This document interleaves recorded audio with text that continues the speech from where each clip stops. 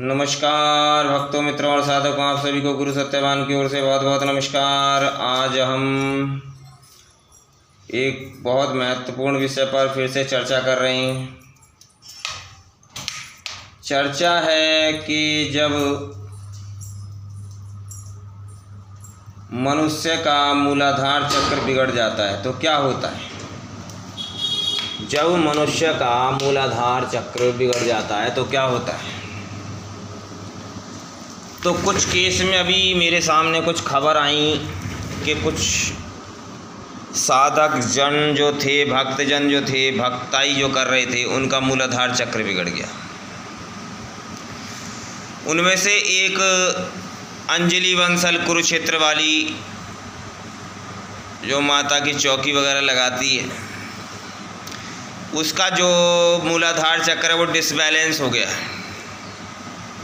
Disbalance होने के कारण से वो जैसे पागल लोग बातें करते हैं इसी प्रकार से बातें कर रही है और सभी को गालियां दे रही है, गाली गलौज कर रही है। और मतलब कि जैसे मूलाधार चक्र लिंग और योनि मंडल के पास में होता है, तो क्या उसकी सारी जितना भी ध्यान होता है उसी ओर केंद्रित हो जाता है। उस मूलाधार चक्र की खासियत क्या होती है, जैसे प्रजनन क्रिया, प्रजनन प्रक्रिया, उस ओर मतलब मूल की ओर, जो प्रकृति का मूल है, उस ओर ज़्यादा ध्यान जाने लग जाता है उसका। मतलब मन के अंदर मलिन विचार ज़्यादा आएंगे उस व्यक्ति के। वो ये भेद करना भूल जाएगा कि मुझे किसके विषय में क्या बोलना है और किस प्रकार से बातें करनी चाहिए, किससे क्या बोलना चाहिए, किससे क्या नहीं बोलना चाहिए। मतलब जितनी दुनिया में सबसे ज़्यादा जितना मलिन हो वो उसके अंदर वो मलिनपन घुस जाता है, क्योंकि उसका सारा ध्यान मूलाधार चक्र की ओर चला जाता है।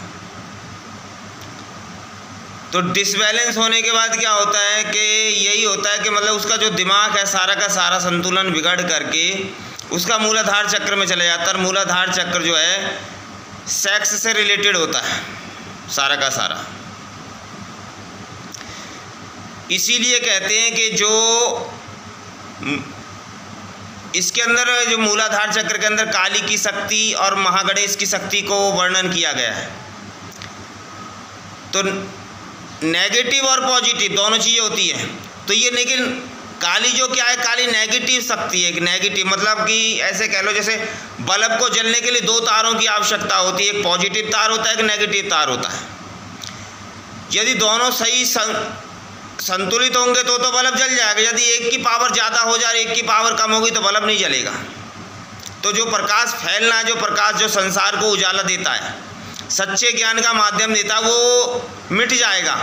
उसको सिर्फ काला प्रदेश ही, मतलब कि जो उसकी जो नेगेटिव शक्ति है वो ज़्यादा हो जाएगी। तो क्या होगा, यही हाल होगा जो अंजलि बंसल का हो रहा है। पहले उसने भगवान देवी देवताओं को बहुत सारी गालियाँ सुनाई, किसी संत को कुछ बोल दिया, किसी महात्मा को कुछ बोल दिया, एक बेचारी और थी, एक लेडीज़, वो भगत का काम करती है, उसको भी बहुत सारी गालियाँ, तू फलानी है, तू ढिकनी है, मेरे जैसा कोई नहीं, क्योंकि उसको स्वयं सर्वश्रेष्ठ दिखेगा कि मैं ही सर्वश्रेष्ठ हूँ।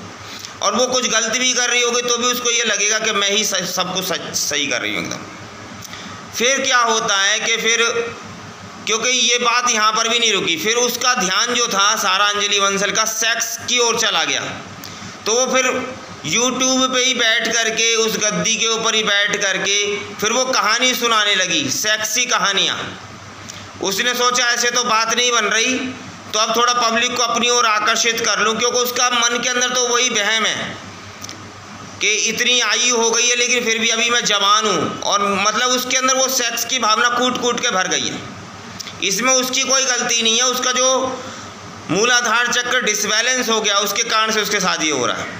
लेकिन वो अपने आप को नहीं समझ पाएगी, क्योंकि उसको किसी उचित गुरु का उसको कभी सानिध्य ही नहीं मिला, कभी कुछ इस प्रकार से कुछ हुआ ही नहीं। वो स्वयं को ही सब कुछ समझ करके, जैसे एक मन भ्रमित हो जाता है कि मैं ही परमेश्वर, मैं ही परमात्मा, मैं ही सब कुछ, मैं ही सब कुछ हूँ, बाकी किसी की कोई कुछ नहीं है। तो जब मैं ही सब कुछ था तो मैं ही रहता, फिर मेरे ही समान हजारों पैदा ना होते पृथ्वी पर संसार का कल्याण करने के लिए, लेकिन उसके अंदर यही भावना होगी कि मैं ही सब कुछ, मैं ही सब कुछ, मैं ही सब कुछ हूँ, मैं ही महाकाली हूँ, मैं ही दुर्गा हूँ, मैं ही चामुंडा हूँ, मैं ही फलानी हूँ, मैं ही ढिकनी, मतलब तुम ही सब कुछ हो, तो बाकी क्या झक मार रहे पृथ्वी पर आकर के।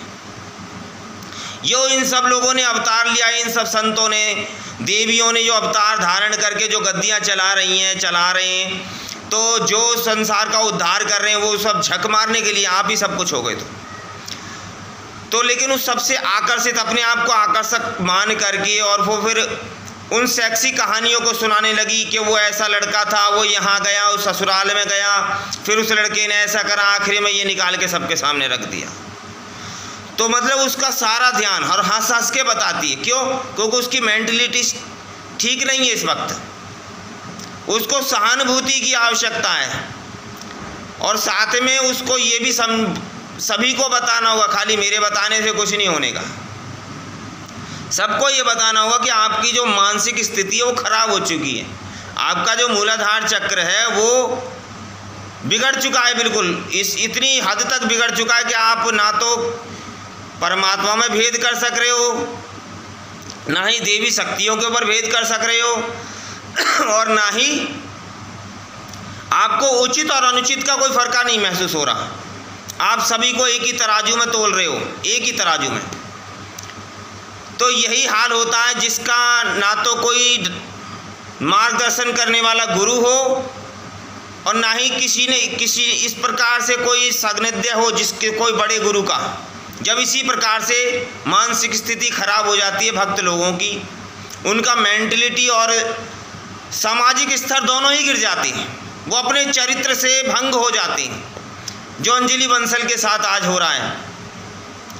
मैं तो भोलेनाथ से ही प्रार्थना करता हूँ कि भगवान, हे परमेश्वर, वो ठीक हो जाए, उसकी मानसिक स्थिति ठीक हो जाए, क्योंकि जिस प्रकार से वो एक स्त्री होने के बाद दूसरी स्त्री को गाली देती है और मतलब जो नहीं करना चाहिए इस गद्दी के ऊपर बैठ करके वहाँ सेक्सी स्टोरियाँ सुना रही है,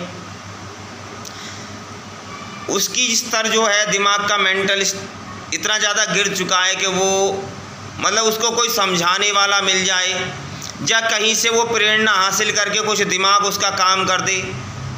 बस भोलेनाथ से हम तो यही प्रार्थना करेंगे कि जो उसकी बुद्धि है वो सही हो जाए, ठीक हो जाए, बाकी सबका कल्याण हो। सदा ही शिव गुरु की जय हो और आप सब लोग उचित गुरु की सानिध्य में रहें। जो भी भक्त हैं, मित्र हैं, साधक हैं, जो कुछ भी हैं, आप लोग सदा सच्चे के मार्ग पर चलते रहें, आगे बढ़ते रहें और ऐसे लोगों से, ऐसी बच्चियों से शिक्षा ग्रहण करें कि जब हमारा मूलाधार चक्र बिगड़ जाता है तो जो आज अंजलि बंसल के साथ हो रहा है कल को वो हमारे साथ भी हो सकता है। तो ऐसे गुरुओं का, जो परम गुरु हैं, परमहंस हैं, उनसे सानिध्य प्राप्त करें। शिव गुरु की सदा ही जय हो, सदा ही जय हो, सदा ही जय हो। नमः शिवाय।